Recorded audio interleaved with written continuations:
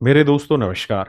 मेरे भाई आज आरआरबी ग्रुप डी की कोर्ट में डेट थी। आप जानते हैं तेलंगाना हाई कोर्ट में आरआरबी ग्रुप डी के रिजल्ट के ऊपर सुनवाई चल रही, स्टे चल रहा है। मामला क्या था? मामला सीधा सा था कि भाई जो अप्रेंटिस करे हुए बच्चे होते हैं, 2022 से पहले वाले बच्चों के नंबर कम थे और 2022 के बाद वाले बच्चों के नंबर ज्यादा थे।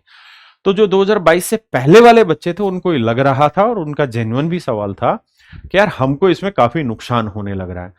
उसी नुकसान को लेकर उन्होंने कुछ सवाल तैयार किए और वो हाई कोर्ट में चले गए, जिस पर इस वैकेंसी पे स्टे लग गया था। अब कहानी ये है कि कुल मिला के 15 बच्चे थे जिन्होंने मिलकर कोर्ट में ये केस फाइल किया। उन्होंने अपनी तरफ से पूरा आर्ग्यूमेंट किया, अपने पूरी चीजें रखी वहां पर। माननीय अदालत ने आज वो पूरी चीजें उनकी सुनी है और सुनने के बाद जो अगली तारीख है मेरे प्यारे बच्चों, वो 22 मई 2026 को दे दी कि भाई 22 मई 2026 को हम इसके ऊपर एक फैसला सुनाएंगे। लेकिन जब मैं इस केस का स्टेटस देख रहा था तो जो 5 मई वाला स्टेटस था उसमें यहां केवल पेंडिंग लिखा था, लेकिन इस बार जो था वो पेंडिंग सीएवी लिखा हुआ, पेंडिंग सीएवी लिखा हुआ 22/5/2026 को पेंडिंग सीएवी। तो मैंने मेरे भाई इसको गूगल सर्च किया कि भाई ये पेंडिंग सीएवी का मतलब क्या होता है। तो इन्होंने बताया पेंडिंग क्या का कि मतलब अदालत ने मामले की सुनवाई पूरी कर ली है और फैसला सुनाने से पहले निजी तौर पर विचार विमर्श कर रही है। यानी कोर्ट फैसला सुनाने से पहले इस पर डिस्कशन करेंगे। इसका सरल अर्थ है कि निर्णय अभी लंबित है और जज दोनों पक्षों की दलीलों पर विचार कर रहे हैं। मतलब निर्णय आएगा।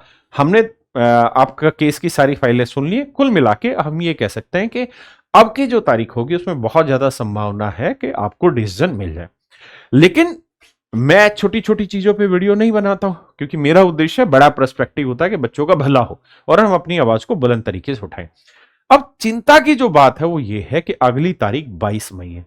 जैसे ही 22 मई की तारीख मैंने देखी तो मुझे लगा कि एक बार तेलंगाना हाई कोर्ट की वेबसाइट पर जाना चाहिए। जैसे ही मैं तेलंगाना हाई कोर्ट की वेबसाइट पे गया तो मैंने यहां नोटिस किया कि मई महीना है मेरे बच्चों, और मई महीने में तेलंगाना हाई कोर्ट की वेबसाइट पे लिखा हुआ है कि भैया 7 मई से लेके और मेरे भाई 5 जून तक तेलंगाना हाई कोर्ट की छुट्टी है।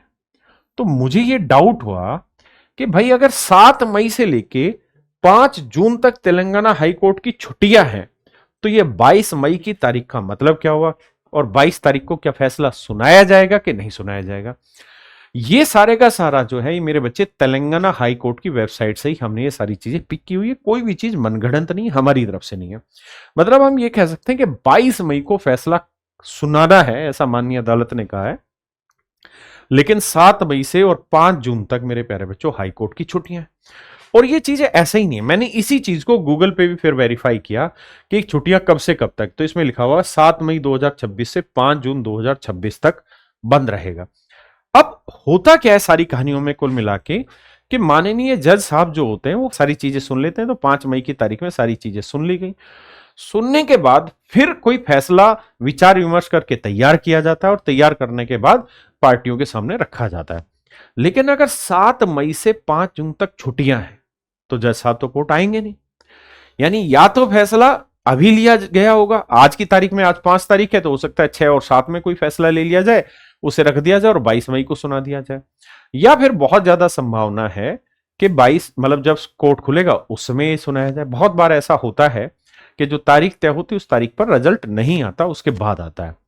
तो मैं अभी आपको ये श्योर शॉट नहीं बता सकता कि 22 मई को आपको रिजल्ट मिल पाएगा कि नहीं मिल पाएगा। लेकिन हाँ, मैं ये जरूर कह रहा हूं कि बहुत ज्यादा संभावना है कि माननीय अदालत 22 तारीख को फैसला दे दे। मेरा काम था कि आपको पूरी इंफॉर्मेशन यहां देना ताकि किसी भी तरीके का आपको कोई कंफ्यूजन ना रहे। उम्मीद है मेरे प्यारे बच्चों हमारा ये प्रयास आपको अच्छा लग रहा होगा, और मैं जानता हूं कि आप इस समय दुखी हैं। आपके जीवन के साथ बहुत बड़ा खिलवाड़ है, रोजगार जो दर दर दर रोज रोज एक एक दिन पीछे हटता चला जा रहा है। लेकिन क्या ही कर सकते हैं, उम्मीद बनाए रखिए, भगवान से प्रार्थना करिए कि आपकी नौकरी जल्दी से जल्दी लग जाए। 11 मई को 11 मई को तारीख याद रखना, एनटीपीसी का जो रिजल्ट नहीं आ रहा है अंडर ग्रेजुएट का, उसको लेके मेरे प्यारे बच्चों हम एक ट्विटर कैंपेन कर रहे हैं। मैंने उसमें पिछली वीडियो में पूछा था कि हमें क्या ट्विटर कैंपेन करना चाहिए। तो आप सबसे रिक्वेस्ट है कि आप अपनी तरफ से कुछ अच्छा सजेस्ट करिए कोई नाम। और मेरे भाई ऐसा नहीं कि मैं सिर्फ इंफॉर्मेशन ही आपको दे रहा हूं, मेरे दोस्तों कंटेंट भी लगातार आपको दे रहे हैं। इस समय एनटीपीसी का एग्जाम होने जा रहा है 7 तारीख से, आज 5 तारीख है। मेरे प्यारे बच्चों लगातार सेट में करा रहा हूं एनटीपीसी के। इस समय अगर आप देखेंगे तो एक स्टैट्स का एम्पेरिकल फॉर्मूला है जिसके ऊपर इतना यूनिक ट्रिक मैंने बनाई है, खुद की बनाई, और वो यहाँ डाली, उसको देखिए आप। यहाँ सुपर सेट 3, 2, 1 लगातार देख रहे हैं, मैं रोज सुपर सेट डालने लग रहा हूँ। और मेरे भाई जिस भी भाई को तैयारी करनी है तो इन 2-3 प्लेलिस्ट को सेव कर लीजिए। एक तो सुपर सेट वाली को, एक top 50 question of every chapter, ये कैलकुलेशन की वीडियो है। और मेरे प्यारे बच्चों ये 45 वीडियो है, इसको हमेशा ध्यान रखना। कितनी वीडियो है? 45 वीडियो है maths tricks of the day. रोज की एक ट्रिक डालता हूं, एक कॉन्सेप्ट डालता हूं, maths tricks of the day. तो इस चैनल को सब्सक्राइब कर लो मेरे भाई राकेश यादव को। नमस्कार, धन्यवाद।